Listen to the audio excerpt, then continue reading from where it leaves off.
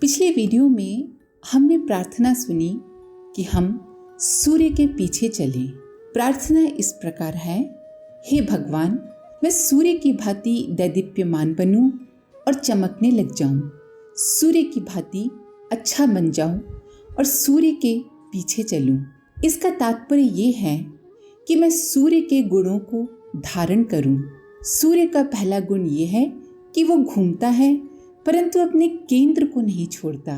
किंतु आज मनुष्य ने अपने केंद्र बिंदु मानवता को छोड़ दिया है और इसी वजह से आज मनुष्य के सामने कष्ट और संकट बहुतायत में उत्पन्न होने लगे हैं। मनुष्य से अलग होता जा रहा है। सूर्य का संदेश है, सबको प्रकाश दो। सूर्य के पीछे चलना है तो पहले अपने भीतर ज्ञान का प्रकाश उत्पन्न करना होगा और फिर दूसरों को प्रकाश देना होगा। सूर्य कहते हैं, दुख से, कष्टों से, काले दिनों से घबरा न जाना। जिस प्रकार वर्षा ऋतु में घनघोर काली घटाएं घिर आती हैं और सूर्य उनके पीछे छिप जाते हैं, किंतु फिर एक दिन बादलों को चीरकर फिर बाहर आते हैं। आइए इसी क्रम को आगे बढ़ाते हैं। सूर्य के 7 रंगों की किरणों से संसार के सभी रोग दूर हो सकते हैं। रंगीन कांचों के सहारे जब उस रंग की किरणों को शरीर के किसी रुग्ण अवयव पर विधान पूर्वक डाला जाता है तो उसका आश्चर्यजनक प्रभाव होता है। रंगीन बोतलों में पानी भरकर धूप में रखने के उपरांत वो पानी औषधि बन जाता है और बाजारू औषधियों की तुलना में कहीं अधिक काम करता है। किसी को आश्चर्य नहीं होना चाहिए कि भविष्य में वर्तमान प्रचलित चिकित्सा प्रणालियों में से सभी को पीछे धकेलकर अगले दिनों सूर्य शक्ति के उपयोग से मनुष्य के शारीरिक ही नहीं मानसिक रोगों को भी दूर करने की सर्वांगपूर्ण चिकित्सा पद्धति काम में आने लगी। सूर्य चिकित्सा शास्त्री जिन रंगों की रोगी शरीर में कमी देखते हैं उन्हें वहां पहुंचाते हैं। इस रंग को वो सूर्य की किरणों से प्राप्त करते हैं। रंगीन कांच में एक ही रंग की किरण पार हो सकती है और शेष रंगों की किरणें बाहर ही रह जाती हैं। इसीलिए रंगीन कांचों का आवश्यकता अनुसार उपयोग करके उनके द्वारा इच्छित रंगों को प्राप्त कर लिया जाता है और फिर बीमार भाग पर रंगीन कांच द्वारा धूप देना इसी सिद्धांत पर निर्भर है। इच्छित रंग की सूखी व साफ कांच की बोतल को 3/4 भाग तक तेल से भरकर कस कर ढक्कन लगा दें और इसे रोजाना लकड़ी के फट्टे पर या स्टूल पर 6 से 8 घंटे रोजाना धूप में रखें, जहां दिन भर उस पर धूप पड़ती रहे। रोजाना धूप में रखने से पहले तेल की बोतल के ऊपर लगी हुई चिकनाई, धूल के रज कण आदि किसी साफ नर्म कपड़े से पोंछकर बोतल को बाहर से साफ कर लेना चाहिए और दिन में 1-2 बार इसे अवश्य हिला देना चाहिए। धूप समाप्त होने से पहले शाम को फट्टे सहित शीशी को उठाकर कमरे के भीतर रख लें और दूसरे दिन सुबह फिर लकड़ी के फट्टे पर ही उस शीशी को धूप में रखें। इस प्रकार तेज धूप या गर्मियों में 45 दिन तक निरंतर धूप में रखने से और हल्की धूप में या सर्दियों में 60 दिन तक धूप में रखने से वो तेल एक अनुपम रोग नाशक और दर्दनाशक दवा का रूप ग्रहण कर लेता है, जिसे मालिश के लिए प्रयोग में लाया जा सकता है। इस प्रकार तैयार किया गया सूर्य तप्त तेल अगले 3 महीनों तक स्थायी रूप से प्रभावी बना रहता है। 3 महीने बाद 3 दिन धूप दिखाकर उसे दोबारा चार्ज कर उसमें पुनः रोगनाशक प्रभाव उत्पन्न किया जा सकता है। सूर्य तप्त तेल भी 3 रंगों के बनाए जाते हैं, परंतु लाल या नारंगी तेल एवं नीला तेल अधिक उपयोग में आता है। नारंगी रंग की बोतल में प्रायः तिल का तेल बनाना अच्छा रहता है, परंतु अलसी, सरसों तथा जैतून का तेल भी बनाया जाता है। हरे रंग की बोतल में सरसों का तेल ज्यादा उपयुक्त रहता है, परंतु नारियल या अलसी का तेल भी बनाया जा सकता है। नीले रंग की बोतल में तैयार किया गया नारियल का तेल अत्यंत प्रभावशाली सिद्ध होता है। नारियल के तेल के अभाव में नीली बोतल में सरसों का तेल भी बनाकर काम में लाया जा सकता है। कई महीनों से एक महिला के घुटनों में दर्द रहता था। घुटनों के नीचे टांगों पर नाड़ियों के गुच्छे से पड़े हुए थे। शौच और मूत्र के लिए भी बिना सहारे नहीं जा सकती थी। उनको 8 दिन तक नारंगी तेल की मालिश और उसके बाद लाल कागज से धूप लगवाई गई। 3-4 दिन बाद वे गुच्छे खुलने शुरू हो गए और 8 दिन में वो महिला बिल्कुल ठीक होकर घूमने फिरने लगी।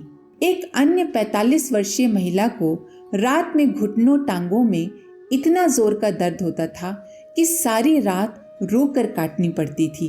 काफी दवाइयां ले चुकी थी। उनकी लाल तेल लगाकर लाल कागज से 15-20 मिनट धूप दी गई। रात को भी सोने से पहले लाल तेल की मालिश की गई। 1 माह की अवधि में सारा दर्द समाप्त हो गया और बड़े आराम से नींद आने लगी। एक 65 वर्षीय दुकानदार के घुटनों में काफी दर्द रहता था। एक्सरे से पता चला कि उनके दोनों घुटनों में पानी पड़ गया है और ऑपरेशन ही इलाज है।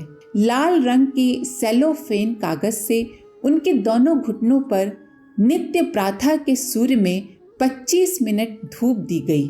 नारंगी पानी दिन में 3 बार भोजन के बाद 100 ग्राम प्रति बार और रात्रि में लाल तेल दोनों घुटनों में लगाने को दिया गया। 15 दिन में वे बिल्कुल ठीक हो गए। डॉक्टरों ने जांच के बाद बताया कि अब उनके घुटनों में किसी प्रकार की कोई शिकायत नहीं रही।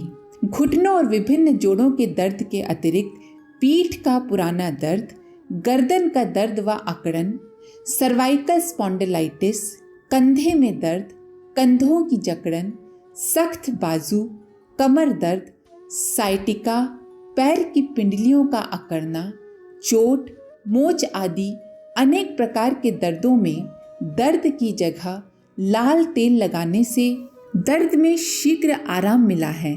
सूजन भी घटी है।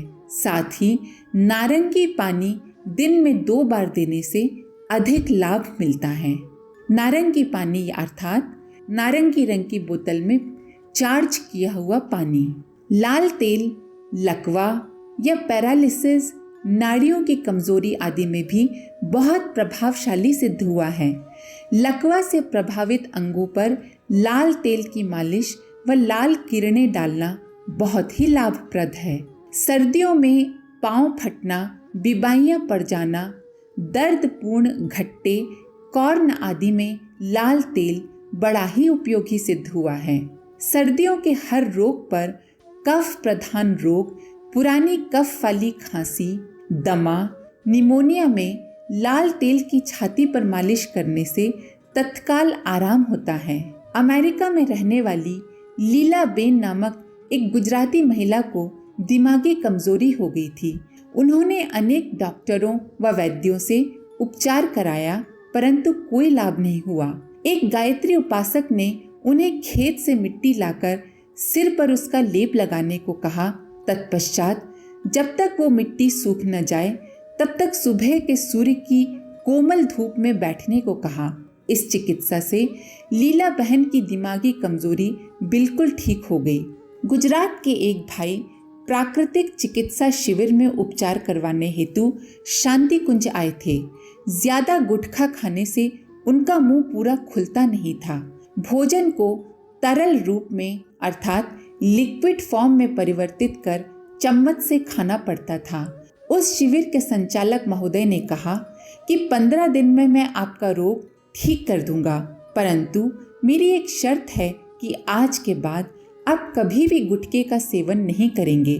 उन भाई ने गुटखा कभी भी नहीं खाने का आश्वासन दिया। शांति कुंज के योगी राज ने चिकित्सा के रूप में शांति कुंज की गौशाला की गायों का गोबर, गोमूत्र और देव संस्कृति विश्वविद्यालय की मिट्टी का लेप चेहरे पर लगाकर सूरज की धूप में 4 घंटे तक बैठने के लिए कहा। साथ ही गायत्री मंत्र का जप करते रहने का परामर्श भी दिया। जब तक लेप सूखकर अपने आप न निकल जाए तब तक उसे रखना था। साथ में उन्हें ये भी कहा गया कि घर जाकर 15 दिन तक ये उपचार करने से भी अवश्य लाभ होगा। इस उपचार से उनका मुंह पहले की तरह पूरा खुल गया। अब वो भाई भी ऐसे दूसरे मरीजों की सेवा सहायता करते हैं। ये है सूर्य शक्ति का अनूठा और अद्भुत चमत्कार। कोई भी भाई बहन ये प्रयोग कर सकते हैं। समग्र शरीर पर ये लेप करने से शरीर का दर्द दूर हो जाता है। पेट पर लेप करने से पाचन क्रिया तेज होती है और आंतों में चिपका हुआ मल ढीला पड़ता है। ऐसे अनेक प्रयोग सूर्य चिकित्सा विज्ञान नामक पुस्तक में दिए गए हैं। माता सीता ने ऋषि वाल्मीकि के आश्रम में सूर्य साधना करके ही लव और कुश को जन्म दिया था। राजा इक्ष्वाकु ने सूर्य साधना की थी, इसी से उनके वंशधर सूर्यवंशी कहलाए गए। स्कंद पुराण में कहा गया है, भली प्रकार उपासना करने पर सूर्य क्या क्या नहीं प्रदान करते। आयु, आरोग्य, ऐश्वर्य, स्वर्ग और अपवर्ग सभी कुछ उनसे मिलते हैं। पद्म पुराण में कहा गया है, आरोग्य युक्त शरीर, धन, वृद्धि, यश ये सब उसे प्राप्त होता है जिस पर सूर्य देव संतुष्ट हैं। महाभारत में वर्णन आता है, जब वनवास काल में पांडव बुरी परिस्थितियों में घिर गए, तब उन्होंने महर्षि धौम्य से पूछा कि इस विपत्ति से कैसे निकलें। तब उत्तर में महर्षि धौम्य ने कहा, तुम लोग सूर्य की उपासना करो, उन्हीं की कृपा से कष्टों का निवारण होगा। भगवान राम द्वारा रावण विजय और भगवान कृष्ण के पुत्र सांब का कुष्ठ रोग से मुक्त होना सूर्य उपासना की ही इतिहास प्रसिद्ध घटना है। सूर्य आराधना से पुत्र प्राप्ति का उल्लेख करते हुए महाभारत में कहा गया है कि महारथी कर्ण का कवच कुंडल सहित जन्म माता कुंती के गर्भ से उनके द्वारा की गई सूर्य उपासना का ही प्रतिफल था। महाराजा अश्वपति ने सूर्य की उपासना करके सती सावित्री को अपनी कन्या के रूप में पाया था। यही कन्या सत्यवान को ब्याही गई थी, जिसने अपने तपोबल से सत्यवान की मृत्यु हो जाने पर भी यमराज से उसे वापस ले लिया था। विधिवत उपासना करने से सूर्य आयुष्य, आरोग्य, ऐश्वर्य, स्वर्ग और मुक्ति सब कुछ देते हैं। इसके आगे का अगले वीडियो में। अगर आपको इस वीडियो से कुछ सीखने को मिला हो तो वीडियो को लाइक करें, अपने प्रियजनों के साथ शेयर करें और चैनल को सब्सक्राइब जरूर करें। माँ गायत्री की कृपा आप पर बनी रहे। हम फिर मिलेंगे अगले वीडियो के साथ। धन्यवाद। ओम शांति।